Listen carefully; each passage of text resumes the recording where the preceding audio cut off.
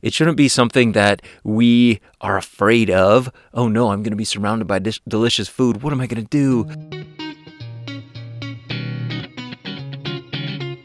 This is the Begin Within podcast, where we believe real, lasting health and fitness requires you to start inside before you work out.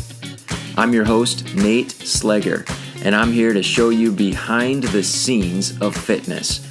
You already know exercise is good for you, but what about all the other things in life that affect your fitness? If you're looking for extra motivation to get started or to make sure you keep going, this is the place for you.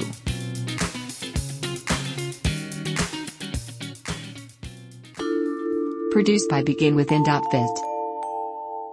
Today, it's just you and me, and we're going to talk about a really common challenge when it comes to health and fitness, one that we all face from time to time, and it's this: you get invited to a gathering of family and friends, and there's tons of delicious food.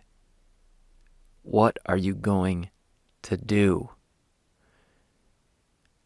The reason that this comes up for me is that this time of year I look at the social media feed, my social media feed, and I'm following and connected with a lot of other fitness and wellness professionals. And so I'm noticing that so much of what's being communicated has to do with tips and tricks and hacks and ways to make sure that, for lack of a better word, to make sure that you don't mess up when you're trying to have fun with family and friends and food, or trying to have fun with family and friends and there's food present, right? And the message that's inadvertently being communicated, and I used to communicate it myself as I worked with clients and coach them with health and fitness. The message that's being communicated is, don't mess up, be careful, don't lose everything you've worked hard to accomplish throughout the year. But really, if we understand what deep health is all about, what whole deep health is all about, really our message should change. After all, when we focus attention on what we should not be doing, we seem to have a way of going right down that path anyway, especially when we get caught up in the excitement of the moment. You're kind of like a little boy when his parents tell him that he shouldn't get his new clothes dirty. All right, we just dressed you up in your brand new, beautiful clothes. Now don't get them dirty. You know what's going to happen. He's going to go outside, and within probably just a few minutes, he's going to have a grass stain, or he's going to come back inside muddy from head to toe. Well, that's what can happen when we are so hyper-focused on not messing up, or we have this game plan of just make sure you don't act like a pig at the gathering, right? Like, we could be so hard on ourselves beforehand, and then we go through the process of getting distracted, getting caught up in the moment, getting excited. We forget about that game plan. And we may have some regrets. But what's the answer? What's the solution to that problem? I'll give you two things together that work to be the solution to the problem. First of all, have fun. Celebrate food when you have the opportunity to do it. Food is a miracle. Food is awesome. Food fuels our body. It helps our cells to be healthy. It can help us to be our best selves.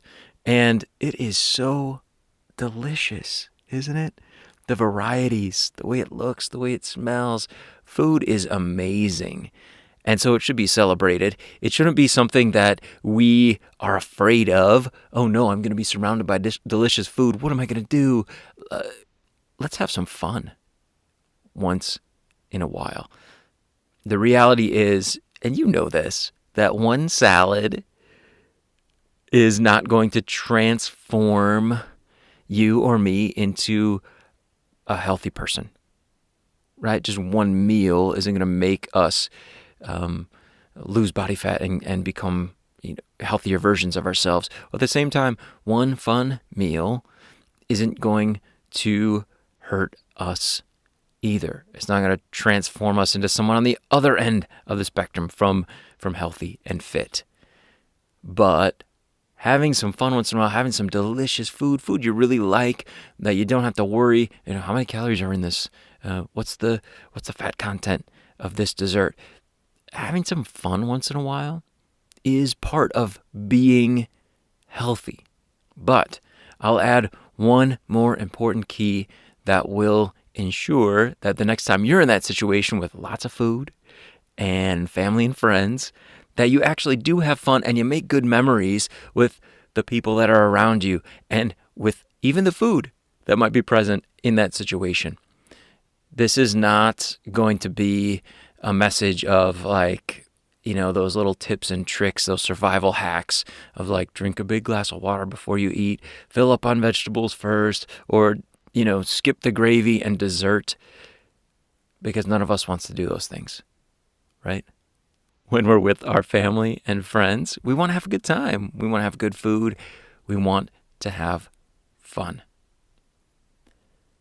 But at the same time, I'm sure you're a lot like me, and you find that one of the biggest fun killers is looking back with regret on a situation that could have been really positive if we had just been a little bit more careful. So where's the balance? Those moments when we throw caution to the wind and we try to ignore the consequences, it's still really hard to truly have fun. Isn't there always that part of you that knows the truth that, hey, there's going to be consequences for this behavior? And of course, it could be easy to feel that way when we're surrounded by really good food, right? We could just say oh, whatever, let's dive in, I'll worry about tomorrow. And that might be kind of fun at first. It might feel like fun at first, but I'm reminded of a situation that happened with our little dog, Jack, when he was a puppy. He was about 4 months old. He loved food like puppies do, and he was over at my mother and father-in-law's house, and they have a dog, an English lab, and their dog has his food in a 5-gallon bucket in the pantry. And the door of the pantry is usually closed, but the day that Jack was over there, it was open. And that bucket of food was also open. And you can imagine what he did. Actually, both dogs, they weren't being watched, and they went for it.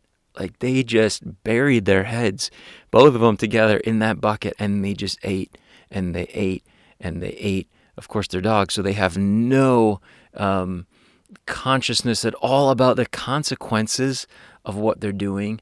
And I want to tell you, our little guy was miserable because he acted in that way. He was really sick. His little belly was bloated, and we had to take him to the veterinary emergency room that evening. He was super uncomfortable. It was really sad to see. My wife and I, our hearts were just breaking for that little guy. Of course, it was nobody's fault. It just happened, and he's okay. You should know that. He didn't have to stay overnight or anything. Everything went fine. He didn't eat for a whole day, 24 hours before he could eat again. But the moral of that story is this: you don't want to be anything close to the human version of what our little puppy Jack went through that day of just like throwing caution to the wind, like forget about the consequences, let's jump in. Again, is that really fun? Of course not, because we know that there's going to be consequences, right? We want to enjoy ourselves. We want to enjoy good food. We want to enjoy good friends and family without having negative consequences like that. So in addition to just having fun when you have the opportunity, there's one other powerful element that I promise is going to help you with your health and fitness goals. It's going to allow you to have fun and really enjoy the experience. Here it is. The number one key to having fun with food, family, and friends is slow down. That's it. Just slow down. I want to share with you a few of the reasons why slowing down is going to help you to celebrate food to the full and really actually have more fun. Slowing down, especially when it comes to eating, is going to support you in not having regrets. No regrets of overeating, no regrets of feeling uncomfortable because of how much food you gulped down. Instead, slowing down helps you to savor the foods that you're eating, to actually enjoy them to the full, to not miss out on how delicious they really are, and to not miss out on how fun food really is. And of course, when we slow down, we have the opportunity to get fully involved in the conversations, to connect with the people around us, to be in the moment of what's happening when it comes to the things that are most important in that moment. And of course, it's the family, it's the friends, right? It's the people and not the food. But the food is fun, right? That's why we're here. And then finally, slowing down helps you to properly digest the food you've eaten. So when we slow down, when we savor the food, it allows us to benefit from the cascade of hormones that are already part of the digestive process that, for example, tell us when we're feeling satisfied as we get to the full end of the spectrum. Hunger at one end, full at the other end. So we have hormones that tell us, signals that get sent from what's happening in our GI tract up to our brain to help us understand when we should stop eating, when it would be healthy for us to stop. And when we slow down, we allow those processes to have the powerful influence that they should have, rather than just gulping down food and all the timing of all those hormones gets all out of whack because we didn't take our time.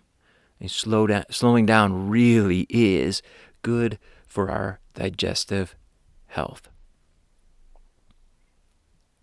So what should you do? What does slowing down look like? Well, here are some ways that slowing down might appear for you the next time that you get invited to a gathering with family, friends, and fun food.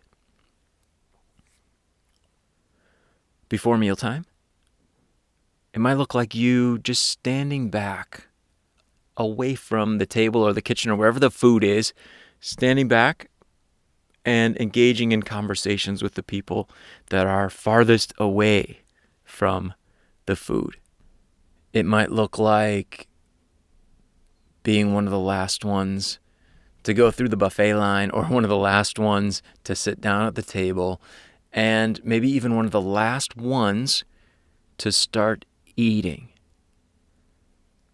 Because it makes sense. Often the ones who start eating first are the ones who eat the most, right? So being one of the last ones to start eating will help you to slow down. Taking small servings of each of the foods you really want to try, maybe using a smaller plate if one's available to you, smaller utensils if they're available, that'll help you slow down. But just taking small servings, maybe just one serving spoonful of each of the foods that you want to try, rather than dipping that spoon into the serving dish multiple times and emptying it out onto your plate. Just taking small servings of the foods you want to try. It might look like before you even taste the food that then is on your plate, that you just take a moment to savor the sight of the delicious food, smell the food that you're about to sample. That's also a really good time to just enjoy a private moment of gratitude. When that food's on your plate, that steaming food is ready to be eaten, just pause for a moment. And it's okay. Feel, the sensations that are happening in your mouth, in your torso as the food is about to be eaten. Things start happening. Digestion starts happening at that point, even before you've tasted the food. Slowing down might also look like chewing the food completely before you swallow. Slowing down might also look like taking a break in between bites, maybe taking a drink of water, setting your fork or your spoon down, maybe taking a deep breath in between bites, just doing something naturally that will help you to just take a little break in between bites. Slowing down might also sound like you expressing appreciation and telling the host or the cook what you enjoy most about the foods that they've prepared. So it takes a little bit of intention on your part to take note of what you appreciate about which of the foods, and then to speak up and let them know. They'll appreciate that you did that. That'll make a big difference to them after they've put all that work into it. Slowing down might also look like you taking note of the pace of the other people in the group, the pace at which they're eating, that is. And then noticing who's the slowest in the group. Pick out one of the slower people, and you could even match their pace. They're doing fine. Just slow down and try to see who can eat the slowest between you and the slowest person in the group. Kind of a fun little game that you can play while still being engaged in the conversation and enjoying the moment. And it might also mean taking a moment when your plate is empty before you go grab more food and just notice how full or satisfied you're feeling before you go and explore other good foods. The main point is this: have fun.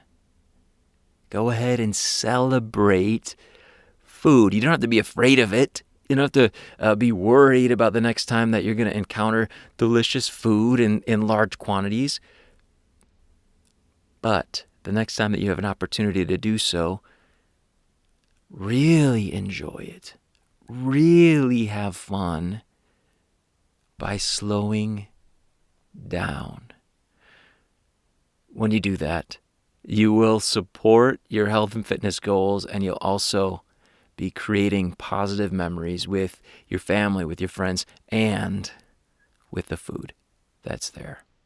And here's the really nice thing is the topic that we talked about today, slowing down, is actually a skill that you can and you should be working on developing all the time, every single day as you eat. So it's not just about a trick or a hack that you're going to use once a year or once in a while to get through, a buffet situation. I mean, it will help you to do that, but it's a skill that is going to serve you day in and day out as you cultivate it, and it will support your health and your fitness goals big time. Hey, thank you so much for joining me here on the Begin Within podcast. I hope these tips were beneficial for you. I hope that in the future, when you have the opportunity to gather with friends and family and food, that some of what we discussed here today can really support you to enjoy yourself more fully and make really great memories with your loved ones. I'll talk to you again next week. If you are tired of feeling frustrated and disappointed with fitness and you're ready to get on the path to being the healthy person you want to be, just go to beginwithin.fit and click the Join Our Challenge button. We can't wait to support you in your fitness journey and help you to get the results you deserve.